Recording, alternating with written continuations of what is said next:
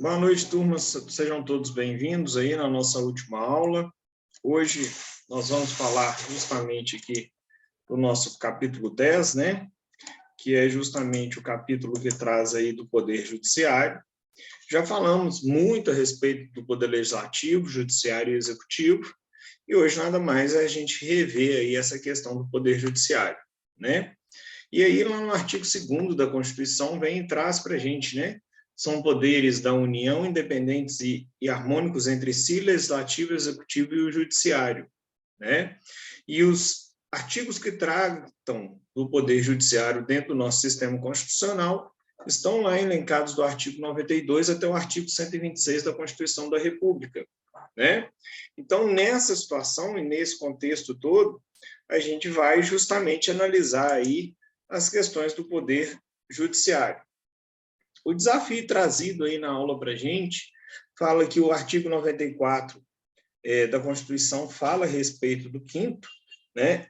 E ele fala o seguinte: 1/5 dos lugares dos tribunais regionais federais, dos tribunais dos estados e do Distrito Federal e territórios será composto de membros do Ministério Público com mais de 10 anos de carreira, advogados de notório saber jurídico de reputação ilibada, com mais de 10 anos de efetiva atividade profissional, indicados em lista sextupla pelos órgãos de representação das respectivas classes. Então, 1/5 aí de todo o tribunal é representado por membros do judiciário, por membros da advocacia e membros aí do Ministério Público aí também, né? E aí eles trazem um caso do Jefferson, né? Que ele fala que ele quer enquadrar aí no 5º constitucional, né? E aí ele fala que é advogado. Boa noite, Wanderson, tudo bem? E entende preencher com todos os requisitos necessários aí, né? E aí nós temos que lembrar, né, que tal nomeação não é feita por meio de querer ingressar ao cargo, mas justamente no sentido de você ser indicado por seu reconhecimento e pela sua reputação ilibada, né? Além disso, no artigo 92 da Constituição, nós temos aí os órgãos do Poder Judiciário, né? Que todos nós já sabemos, mas é importante a gente rever isso, que é o nosso Supremo Tribunal Federal, o nosso Conselho Nacional de Justiça, o nosso Superior Tribunal de Justiça, os tribunais regionais federais e juízes federais, os tribunais regionais e juízes do trabalho, que são equiparados à Justiça Federal, porque eles são no âmbito federal, os tribunais e juízes eleitorais, os tribunais e juízes militares e os tribunais e juízes dos estados e do Distrito Federal e territórios. Então, é muito interessante a gente entender que a nossa Constituição tem essa hierarquia, como a gente falou, né? E a gente tem aí algumas questões entre justiça comum versus justiça especial. Essa questão da justiça comum versus justiça especial, nós temos aí justamente essa situação a qual nós temos essa diferenciação aí. Tanto é verdade que, exemplo, a gente vai discutir matéria de direito civil, de matéria de direito privado, a nossa Justiça Comum, o Tribunal de Justiça do Estado de Minas é responsável. Outras matérias de direito público, no âmbito da Justiça Federal, tais como uma discussão aí com a União, nós vamos para a Justiça Federal. Uma discussão com uma autarquia federal, nós vamos no âmbito da Justiça Federal. Uma matéria de justiça do trabalho, você vai para a justiça especializada, que é a Justiça do Trabalho, e assim sucessivamente. Então, nesse infográfico, a gente tem essa divisão toda, elencando cada justiça e cada competência, e o artigo constitucional, que eu recomendo que vocês façam a leitura desses artigos constitucionais também, tá? Alguma dúvida até aqui? Boa noite, Sérgio. Boa noite, professor, tudo bem? Tudo jóia. Em seguinte, nós temos o nosso direito constitucional, que o livro traz aí para a gente de uma forma muito legal, né? Como que a gente tem o nosso poder constitucional dentro da Constituição, né? Faz aí das distinções entre as capacidades de direito legislativo, direito do judiciário e direito do executivo, que a gente fecha aqui hoje. Elenca aí todos os tribunais, como eu já acabei de falar com vocês, e fala de algumas garantias de juízes, né? O que a gente tem aí, uma garantia da magistratura como um todo, para você buscar, principalmente, uma tranquilidade nos seus atos. Porque é muito interessante isso, né, gente? E, ao mesmo tempo que é interessante, a gente tem que reconhecer que o judiciário ele tem muito poder. Porque o judiciário que faz e julga algumas questões de valores, vamos chamar assim, que são questões que devem ser consideradas e elencadas e levadas a sério, no sentido de quê? No sentido da gente reconhecer a importância daquela categoria e daquela questão ali dentro daquele ramo, né? Então, como assim, professor? Explica.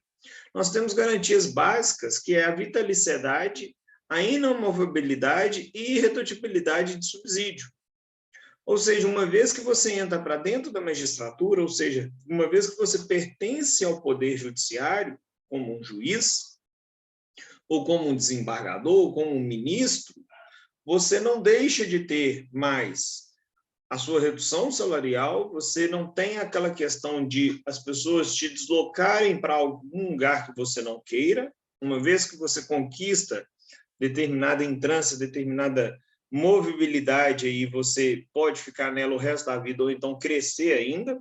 Isso a gente chama, na magistratura, é muito interessante, que quando você faz um concurso para juiz, se você passa, esse concurso ele é classificado de acordo com a pontuação de todo mundo que está concorrendo. Todos aqueles que são aprovados ali, vamos supor, foram 30 novos juízes aprovados.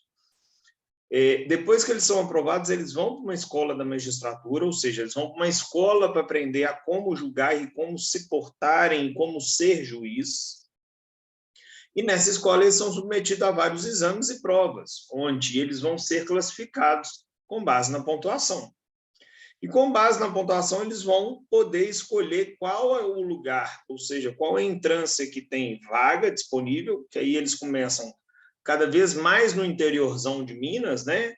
Uns vão para o sul, outros vão lá para o norte, outros vão para o Triângulo Mineiro, outros vão para o norte de Minas também. Cada um vai para outros vão lá para Manga, né? Então, cada um, de acordo com a sua pontuação, vai escolher a entrância e, com base no merecimento, no tempo de serviço, no tempo de produção, uma série de conjunturas que a lei orgânica deles interna vai dispor, eles podem se promovendo no sentido de aumentar a entrância até chegar à capital. Mas nada impede, tipo, o Anderson passou por um concurso de juiz e está lá na cidade dele, vamos supor, Patos de Minas. E ele é promovido para Patos de Minas e lá ele chegou, ele se estabeleceu, família crescendo lá, ele tem parente lá, para ele é maravilhoso ele morar lá. Ele fala assim, não quero mexer de ir para a capital, não quero mexer de ir virar desembargador, nada não. Ele pode ficar até quando ele quiser aposentar lá em Patos de Minas, sim.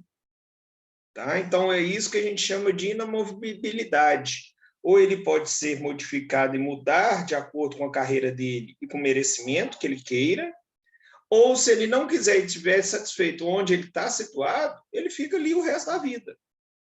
Então, essa é a vantagem também, porque isso te dá uma garantia, te dá uma autonomia para você programar aí os seus objetivos e os seus anseios também. E é muito legal isso, gente. Eu conheço juízes que eles vão para o interior, eles gostam tanto, às vezes, da cidade que eles vão, que eles não querem sair de lá mais, não. E lá eles se estabelecem, criam raízes e constituem família lá. Outros que o negócio é para vir para a capital e assim sucessivamente. Então, nós temos vários casos e várias coisas diferentes quanto a esses parâmetros aí. E vitaliciedade, porque um emprego é um concurso onde você tem a vitaliciedade, e independente se você toma a decisão que vai agradar ou desagradar, você tem aquela estabilidade, aquela garantia constitucional que ali você vai continuar e ali você vai perpetrar. Então, essas três garantias, elas são muito bacanas. A gente mesmo fala, né, acerca aí dos juízes, ministros, desembargadores, que às vezes eles tinham que sair daqueles cargos porque eles só tomam decisões ruins. ruins para um e boas para outros, né? E isso é muito importante, a gente ter esse senso crítico, essa análise, apesar de muitas vezes a gente não querer concordar juridicamente falando com alguns tipos de decisões, mas a Constituição, nesses artigos, ela traz essa blindagem aí a essa turma do judiciário. Então, por isso que, além de ter tanto poder, eles têm essa blindagem, vamos chamar assim, e além de ter essa blindagem, que assim a gente pode chamar, eles têm uma outra questão que é muito interessante, justamente deles poderem decidir como é do perfil deles. Então, o Poder Judiciário, querendo ou não, ele mete a mão lá no Legislativo, porque o Legislativo faz o quê? Cria lei.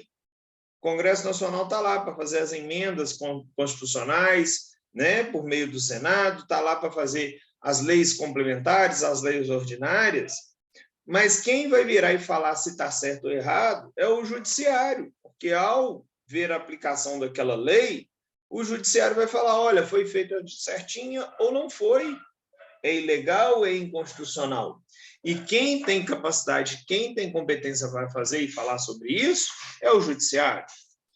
É a mesma coisa quando você tem uma prestação de contas, que essa prestação de contas ela não é admitida, ou quando você tem um processo eleitoral, que esse processo eleitoral não é admitido, quem vai falar se o processo eleitoral foi certo ou errado é o Judiciário. Então, a gente tem, mais uma vez, turma, essas independências aí dos três poderes, legislativo, executivo e judiciário, mas a todo tempo você vê que um tem poder sobre o outro, com todo respeito, um não pode se sobrepor sobre o outro, mas um tem ingerência também sobre o outro. Então, isso é bem interessante. A questão do quinto constitucional nós já falamos, nós temos a questão das súmulas vinculantes, que são bem legais. O que é a súmula vinculante, né, gente? Quando um assunto é colocado por muita gente dentro do judiciário, por muitos casos, etc. e tal, a gente chama isso ou de uma repercussão geral, ou de uma tese que está trazendo muitas demandas judiciais, o judiciário, para ele firmar e não mais demandar o do judiciário, ele cria a súmula vinculante. Então, a súmula vinculante ela vai determinar sobre como todos os tribunais têm que agir sobre determinado tipo de assunto e determinado tipo de discussão ali, tá? Então, assim funciona a nossa súmula vinculante. Outra questão interessante também, né?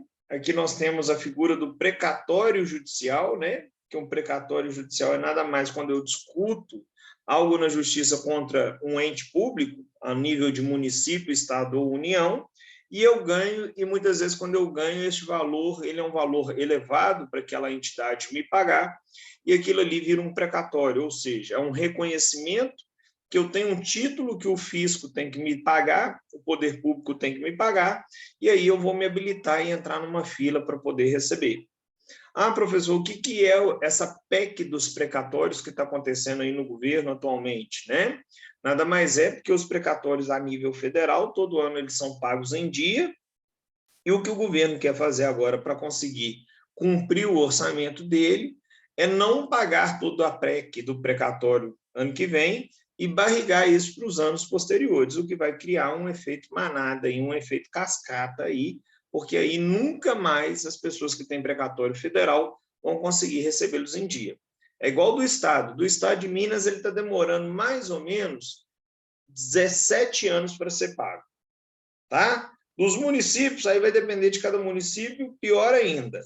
E da União é o único ainda que era redondinho. Depois que você tinha um precatório, no ano posterior você já recebia. Mas vamos rezar para as coisas melhorarem, que vai melhorar. Não pode reclamar que está ruim, não, porque senão fica pior. Tá? O Poder Judiciário, nós temos a estrutura hierárquica dele, ou seja, o Supremo, que trata questões constitucionais, depois o Conselho Nacional de Justiça, que é um conselho que vai ser fiscalizador e regulamentador, ele não julga nada, ele fiscaliza. Depois nós temos o STJ, que é o Superior Tribunal de Justiça. Qual que é a diferença do STJ para o STF? O STF julga e analisa questões da Constituição.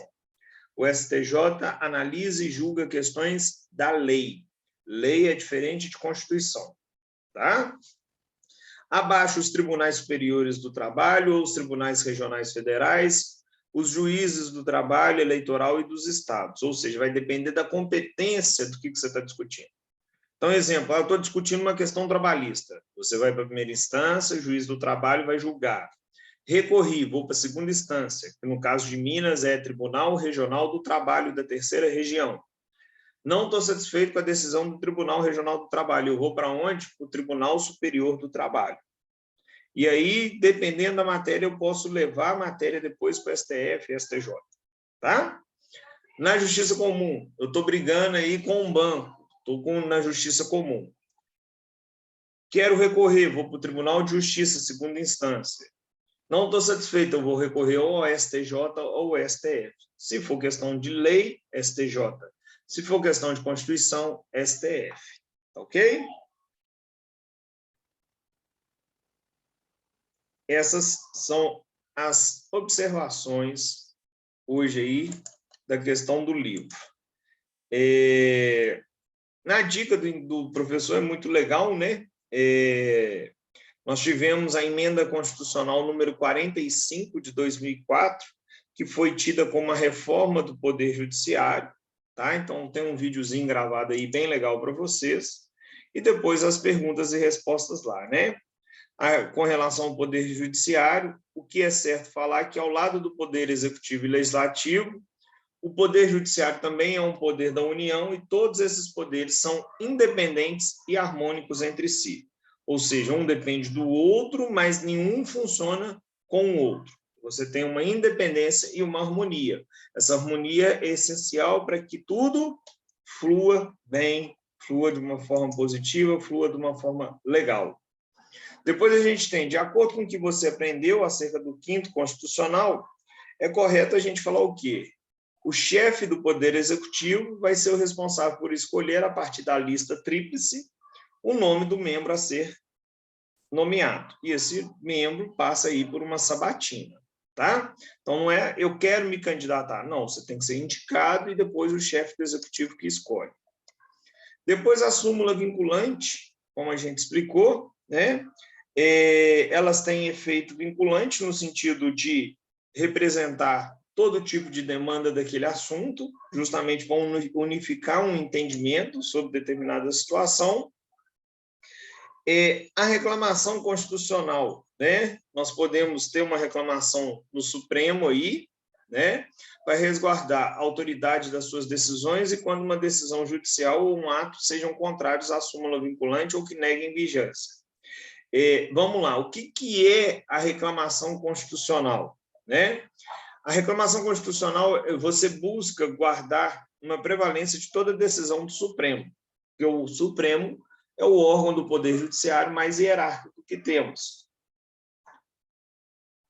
Então, você tem a reclamação constitucional, primeiro pensando na competência do Supremo, depois pensando aí nas autoridades, nos ministros do Supremo, justamente para eles serem preservados, né?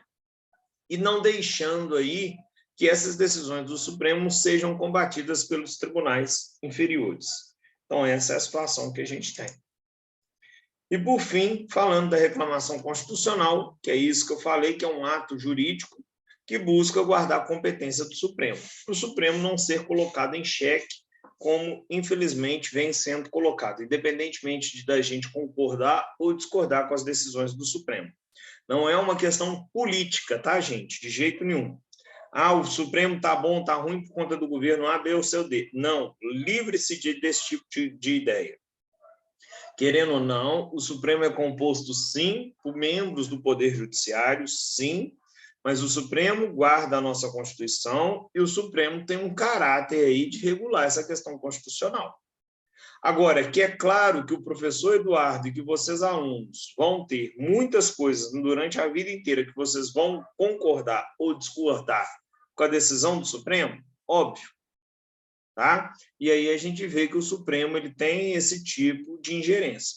Querendo ou não, apesar dele ser o guardião do nosso sistema constitucional, o Supremo nada mais é também do que um regulador aí político, econômico, financeiro e do nosso sistema do Estado Democrático de Direito. Tá? Ora a gente vê umas coisas que a gente não concorda, ora a gente vê umas coisas que a gente concorda, mas aqui a gente não está para discutir se aquilo ali está correto ou errado. O que a gente tem que entender que é a estrutura. E por que eu chamo muito a atenção? Porque essa matéria é uma matéria, quando a gente fala de Poder Judiciário, e principalmente Supremo, com tanto de coisa que rola aí nas redes sociais, que a gente vê em jornal e etc. e tal, muitas vezes, quando se indaga alguma coisa de direito constitucional, as pessoas ficam doidas para emitir juízo de valor. Ah, porque o Supremo está maravilhoso, que ele está fazendo isso, isso e isso. Ah, o Supremo está horroroso porque ele deu decisão tal, tal, tal. Não. Para de pensar sobre ideologia política, tá? A gente vai se matar se a gente pensar assim, e o pessoal lá de cima está tudo numa boa. Então, vamos entender de acordo com o que a gente tem no nosso campo constitucional. Olha, o Supremo deu uma decisão X, e eu entendo que essa decisão X é certa, ou eu entendo que essa decisão Y é certa, com base no artigo tal da Constituição. Ponto. Nós estamos aqui para desenvolver o nosso raciocínio lógico-jurídico. E vocês vão ver durante muito tempo que, ora, o Supremo vai usar princípio para decidir alguma coisa, ora ele vai falar que na Constituição não tem, e por aí vai. Então, é muito difícil a gente querer fazer um juízo de valor e falar que tem que ser uma receita só. Não sei se eu já falei aqui com vocês, mas tem um caso muito legal que eu adoro trabalhar com os alunos, é o seguinte. Nós tivemos há uns anos atrás aí a questão da homoafetividade levada à discussão no Supremo. É um caso super legal, super interessante. Por quê? Porque nenhum legislador teve coragem na vida de legislar acerca sobre homoafetividade. Aí o caso teve que ir para o judiciário.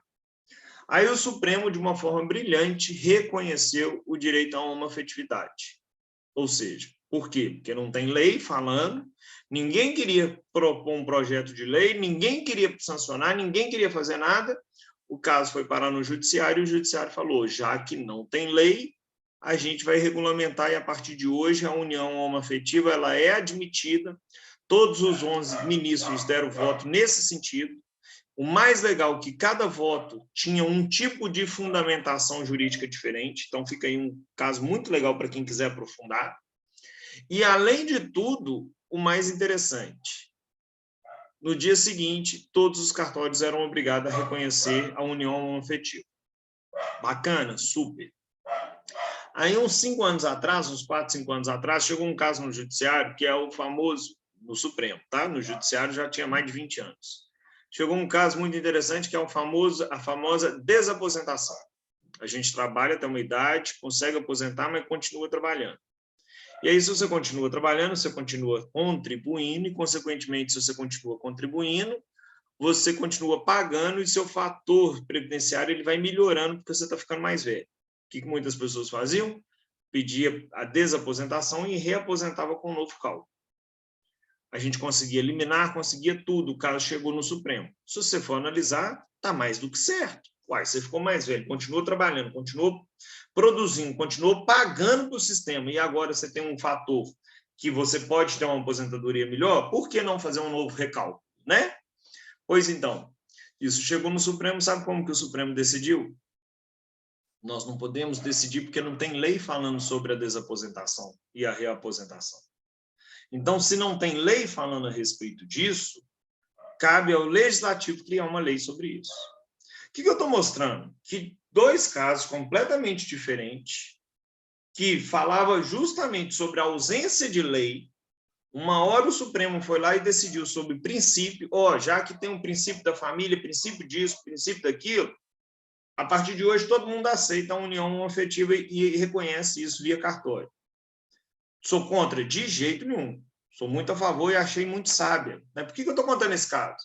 Porque um outro caso completamente diferente, que também não tinha legislação a respeito, o Supremo, para não falar se é certo ou errado, virou e falou assim, olha, eu não tenho competência para falar se é certo ou errado, porque não tem lei e cabe ao legislativo fazer a lei. E ele falou certo. Só que olha só que interessante, No outro caso da homoafetividade, se ele quisesse se esquivar e não trazer responsabilidade para ele, ele tinha julgado desse jeito. Então, ora ele julga de uma forma e ora ele julga de outra forma. Não está errado nenhuma e nem outra forma. O que a gente tem que entender é que há razões constitucionais, há princípios lógicos para se julgar dessas formas. E aí, quando a gente fala que o Supremo é um órgão político, não é que ele está politizado ou porque o presidente da República está mandando o Supremo fazer X ou Y ou o Supremo está brigando com X ou Y.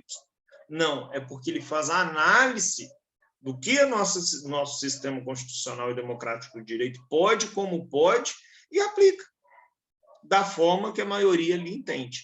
Que a coisa mais rara também é a gente ter todos os ministros do Supremo votando no mesmo sentido. Tá? Então, fica aí essas questões do Poder Judiciário. Estou aberto aí para as dúvidas suas, fiquem à vontade.